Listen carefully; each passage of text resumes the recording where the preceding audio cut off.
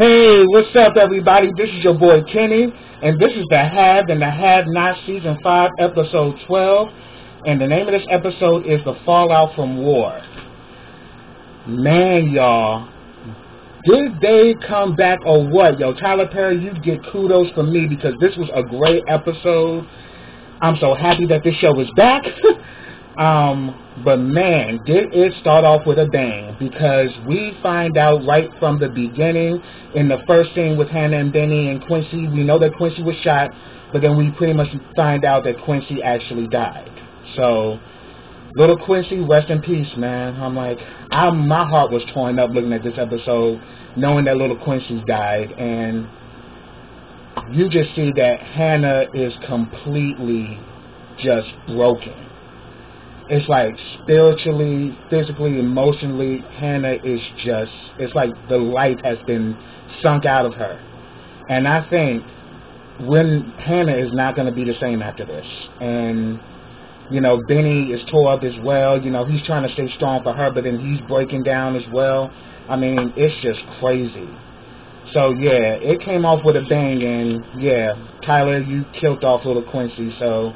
But yeah, shout out to my boy the Jedi. You know, he does good reviews of the Have and Have Nots. I know this is going to tear him up, and I definitely want to, you know, shout out to my boy. You know, yeah, we're gonna have to make it through this one, my brother, because yeah, I am totally like blown away by this. But there were some crazy scenes in this episode, though. So we find out the little Quincy died, and we see that we actually hear Nick trying to call 911, but they at the Found Drop Hotel. They in the middle of the ghetto, and he was shot in the head. So yeah, little Quincy has passed on. Then we get a scene with Melissa, Jeffrey, and Veronica. Now remember from the last episode, from the mid-season finale, Melissa slit her wrist. Jeffrey finds out about it, begins to panic. He calls 911. Then goes to call Veronica. Veronica is in all bitch mode. She's like, boy, why the hell are you yelling? I'm trying to get some sleep. She's like, Mom, get up. She's like, and put some bass in your voice. What do you want? And he said that Melissa tried to kill herself. She slit her wrist. Tell me why the hell Veronica goes into the room and begins to start slapping Melissa like, stupid bitch, what the fuck is wrong with you? And then she just was talking mad shit, and like Jeffrey's like on the phone with calling 911, and he's like why the hell are you doing this? You know, this is all your fault. She's like, what do you mean? Like, look, she killed herself because of everything you've been doing to her. And she's like, first of all, you on a recorded line, so I'm gonna need you to shut the hell up. And he's like, you shut the fuck up. And I was like, oh shit, Jeffrey. Damn, you really growing some balls. I was like, okay. That's who you should have been directing your anger at, instead of directing it at Melissa, you asshole. Made this girl, that girl needed somebody. And you were just being real nasty to her. So no wonder why she slit her wrist. She felt she had nobody.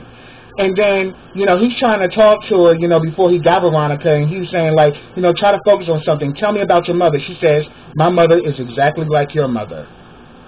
So now we understand what Melissa was going through. Melissa was being pimped out just like Veronica pimping Jeffrey out to her. So it's like, both of y'all got mothers from hell. And who knows? We might actually see Melissa's mom, maybe in the season. Who knows? But Veronica was being all kind of disrespectful. And she's still like slapping on her shit like, wake up, bitch, wake up, bitch, wake up, bitch, doing some straight Eddie shit from If Loving You Was Wrong type shit, just abusing the body like shit. And he's like, and he's like, Mom, what the fuck is wrong with you? Like, she killed herself because her dad died. And she's like, what? Her father died. That's why she slit her wrist. And she's like, you slit your wrist because your daddy died? He had cancer. The motherfucker was gonna die anyway. And then she starts yelling at fucking Melissa, people die, you stupid bitch. People die. You gonna slit your wrist because your daddy died? Really? People die. Like, shit, I should have got me another girl. I'm like, Veronica, you evil black bitch.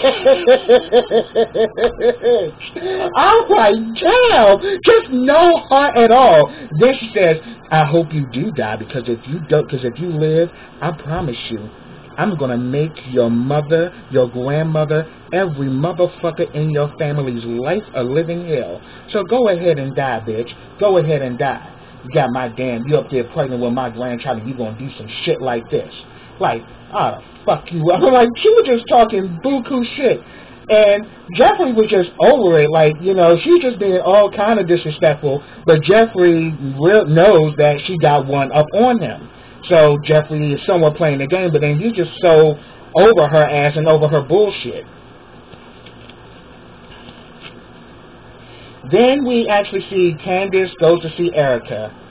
They pretty much have a conversation. You know, Erica's trying to find out all this information about Candace and shit, but Candace is being very vague as to what she's telling her. But then she wants to know, you know, what's going on with her and David, and she kind of updates her on what's been going on with that. So she's like, oh, okay. And she's saying that, you know, I thought you were at the Fountain Drop Hotel. She's like, oh, no, I ain't there. Are you kidding me? Please. And she's like, so where are you staying? She's like, I'm staying here. She's like, oh, really? You found you a John? She's like, oh, no. I saw this guy who's about to check out, got his room key, and I took the room, so I'd probably be out of here in the morning. You know, so we already see Candace is somewhat on to fucking Erica. She know Erica ain't no good in some reason, because she's not telling her everything. And she's really planting her moves, and Erica is being real, like, messy as she's trying to find out, you know, what the fuck's going on and shit. You know, trying to ask, like, questions like, well, you know, so what are you doing here? What's going on? She's like, oh, I was just passing through, getting me a drink, doing me. Like, because we already know from the last episode in the mid-season finale that Candace has now made a mark on the presidential candidate, Charles. And Erica even mentions that, yeah, Charles, you know, she's like, all those damn, because Candace had told her that I was at the bar, but it was really still, it wasn't no real good guys down there. She's like, are you kidding me? You got presidential candidates, diplomats, and all kind of people at that bar.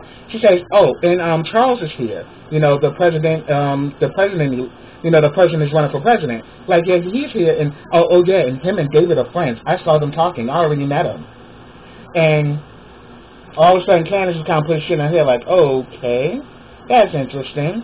So I gotta definitely clear away from his ass, because you know fucking David Harrington, and we already know what David already did to her ass.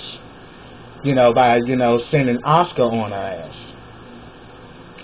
So, pretty much, she asks Erica, can she borrow some clothes? She says she can borrow whatever she wants, but leave the yellow dress. You know, that's pretty much her dress of choice for David, because, you know, that was the whole idea that attracted him. You know, Southern Belle, dressed in yellow. Yeah. So, we see that goes on there, but, you know, Candace is pretty much kind of got her eye open on Erica, and she should, because we already know that Erica and War are working together, and Erica wants to take Candace down by any means. And as a matter of fact, she knows that War went over to the Fountain Drop Hotel, because when Candace went to the bathroom, she texted War, and War's like, look, we got a problem. We need to lay low, because my boy just gave me word that her son was killed. So we gotta lay low, and we gotta pretty much keep a low radar and shit. We can't let nobody know nothing. We gotta, you know, play this smart. And so immediately you could tell that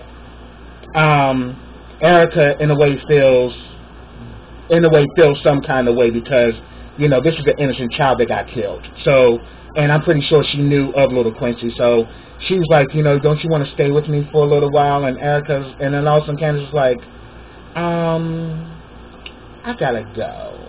I'll call you later.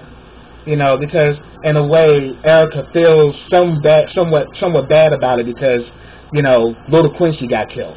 And I know she wasn't in this to do anything to her son. She wanted to fuck up Candace. But now she knows that her son's dead. She in a way kind of feels bad. Next, we get a scene with David and Oscar. He opens up to Oscar about his date with Veronica, I mean, not Veronica.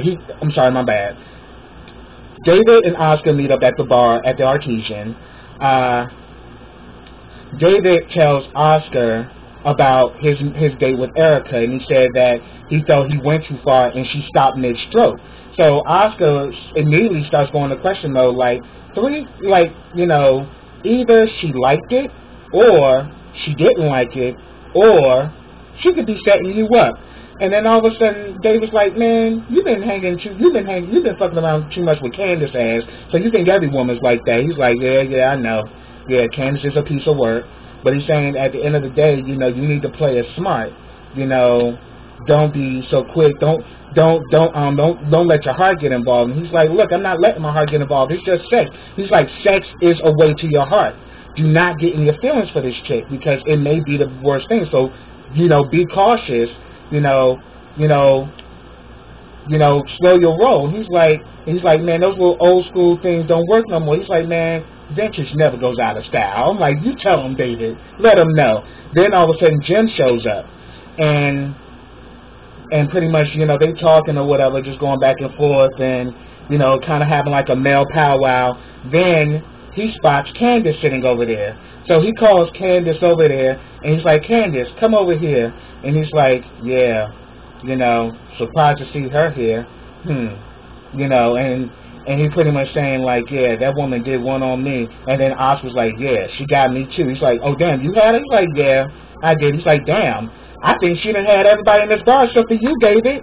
And he's like, yeah, and I don't intend to mess with her either. And I'm like, and then also so Jim calls Candace over, and she finally comes over, and all of a sudden David's like, Miss Young, and she's like, Mr. Old. Like they forever got this tit for tat, and her and Jim go back and forth and shit, and Jim's like, oh, so what you doing up in here? You hiding out, or you laying low? I mean, because I know that the police are after you and shit.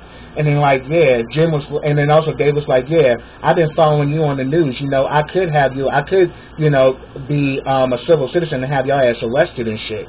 And she's like, please, by the time you do that, I'll be gone. You will never fucking find me. Ain't nobody taking me down for nothing. So Jim was like, oh yeah, let's talk about what the fuck you did. Tell me how the fuck your stupid ass killed this man, killed the man, and all of a sudden Dave was like, what man? And Jim was like, Quincy bitch. She killed Quincy bitch and then buried the body in her backyard. I mean, how stupid could you be, bitch? You buried the motherfucker in your backyard. And then it's like, well, who was that? And then Oscar was like, who was that? And then Candace was like, you met him. Yeah, remember the guy who whooped your ass when you just ran out and left me there to die? It's like, oh, him. Yeah, he was strong. So how'd you do it? It's like, and she's like, yeah, you wouldn't have been able to kill that man by yourself. So who helped you? And she's like, well, I'm sorry, but Oscar was like, there's no way in hell you could have killed that man yourself. And she's like, and then like Candace was like, I didn't kill him alone. And then they was like, well, who did? She said, Jeffrey, your son. Your son killed me. Your son helped me kill Quincy. So if you want to try some shit, just know I got your number, motherfucker. Your son was involved in killing Quincy. So there you have it. And then the next thing you know, we saw like David get mad as shit. I was like, she got your number there, bruh. Jeffrey did help her kill Quincy. It was self-defense though, but yeah, they told the guy of that strength, yeah, Candace couldn't kill that man alone, because he damn near killed Candace's ass. So we actually see that Jim and Candace go off, and we remember from the last episode, the new DA, is trying to get Jim to set up Candace so he can take her down, because he wants a conviction. And he knows that if he can take Candace down, he'll get a for sure conviction on her. So Jim is sitting there is literally planted to pretty much try to trap Candace.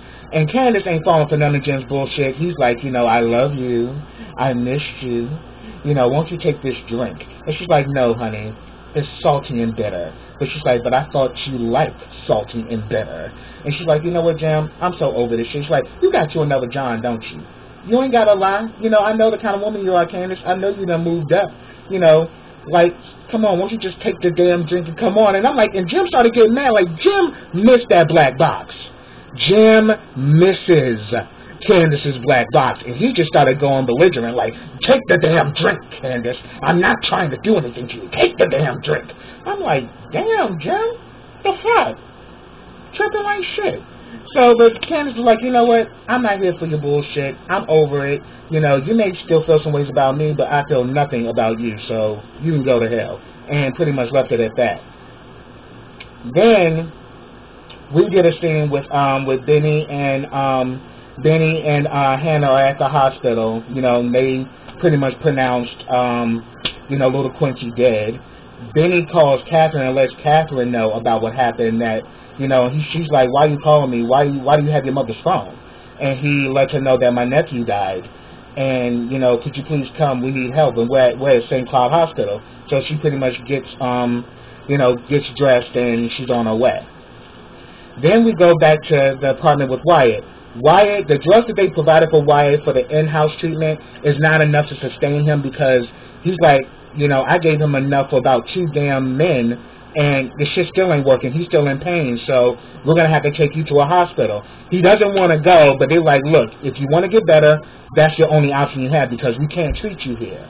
You know, we've been trying to treat you here, and you're still in pain, so we need to take you to a medical facility. So reluctantly, he decides to go with them. So we pretty much get a scene with Hannah and Benny, and Hannah finally is, you know, he's trying to get her to drink some water, but she's not. She's pretty much you know, doesn't want to drink anything, and she's just completely out of it. But then she did the one thing that I knew her ass was going to do. She blamed it on Candace yet again. No, sweetheart, you cannot blame this on Candace. This was your doing, actually. Unbeknownst to you, though, because you didn't do it intentionally, but your actions led to the shootout that happened at the Fountain Drop Hotel. Because of you going to define war put a mark on your ass and found out where you were staying. So that's how he knew you guys were at the Fountain Drop. If your ass would have never went to go see War would have never known where you guys were at. He would have never known. So, unbeknownst to you, you made shit worse. And she was saying, I'm trying to make things right, which is true. She tried. But her actions led to the opposite result versus the positive result. Now her grandson's dead. And she's just broken. She's completely broken. And next thing you know, Benny goes off, you know, says that I got to take care of some things and I'm going to be right back. We see Benny breaks down and Mitch goes there to comfort him. He's like, yo, you know, they're like, yo, we're going to make this right. We're going to make this right. And the next, you know, we hear, Mitch! And I'm like, what the fuck is that? And we see it's Mama Rose's ass. And we actually see Mitch's brother. He's like, look, when I heard about what happened, you know I had to let her know was good. He's like, why the hell did you tell her? And why did you bring her here? What the fuck? You know, damn. This wasn't supposed to happen like this. He's like, yo, who shot at my grandson? No one shoots at him alone. Who fucking shot you?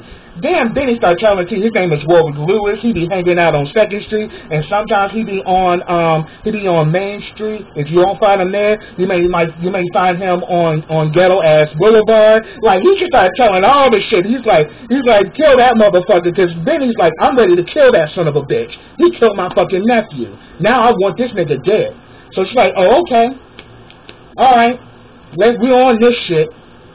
So she gets on the phone. She's like, look, get that damn DA's body and put it in the fucking trunk.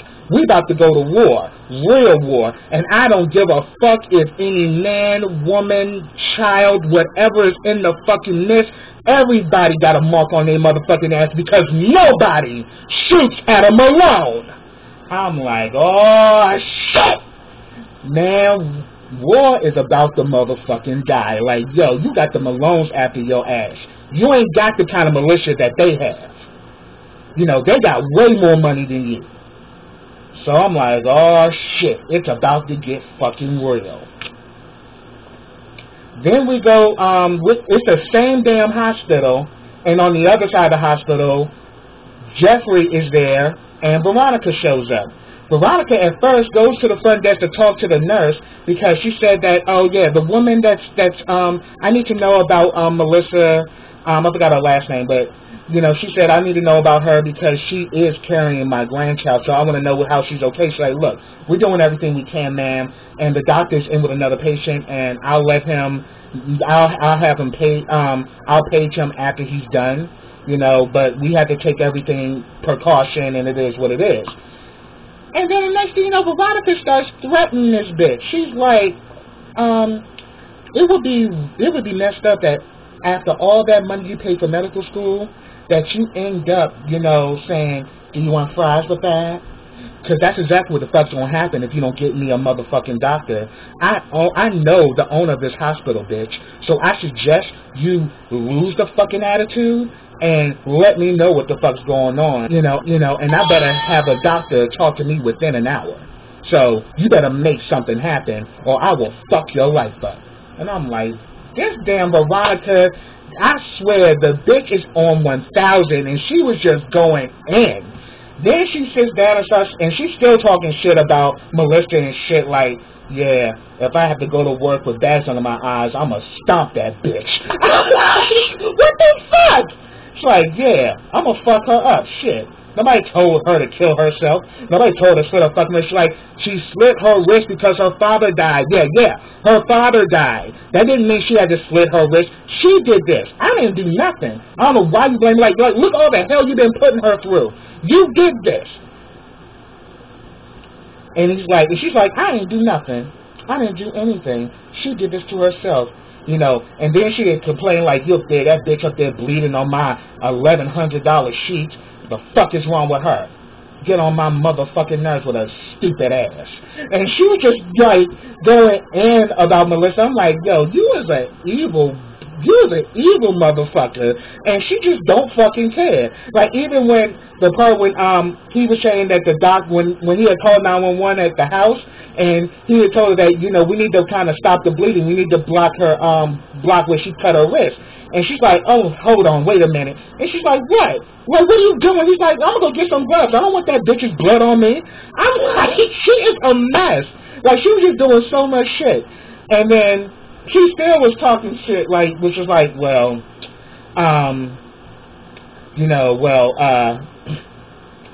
she better hope that she pulls through. Because she done put me through all this hell. And like, Jeffrey's just looking at her like, man, do you ever not be what you are? And she's like, what? And she was like, what? Like, do you ever stop being a bitch?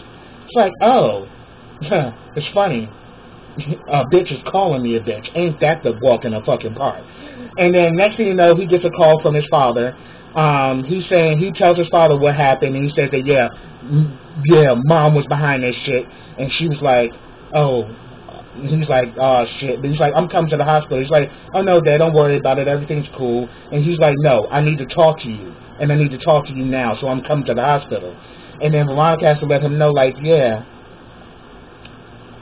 you can go talk to your father, but remember, I'm your defense attorney. So she's kind of still holding that shit over his head that, nigga, I can fuck your life up because I know everything that happened. And I can flip this shit and take your ass down if you don't play my game. And then the next thing you know, it ends when Catherine arrives at the hospital and she runs into what? Fucking Veronica. And that's where the shit ended. And I was like, damn, I'm so here for that. But yeah, I am so happy that a Have and a Have-Nots is back, y'all. I'm getting my life. Also, to let you guys know, I will be doing my Queen Sugar review tomorrow. So definitely, I will be reviewing Queen Sugar, for season 2. And from what I've seen, it's gonna be, it's gonna be spectacular as well. So that's my review, y'all. If I missed anything, put it down in the comments. But subscribe to my channel. Click that bell so you can get notifications every time I drop a video. Like this video, share this video, and comment on this video. And I will be back with you next week for the next episode of the Have and a Have-Nots. So until then, everybody, take care.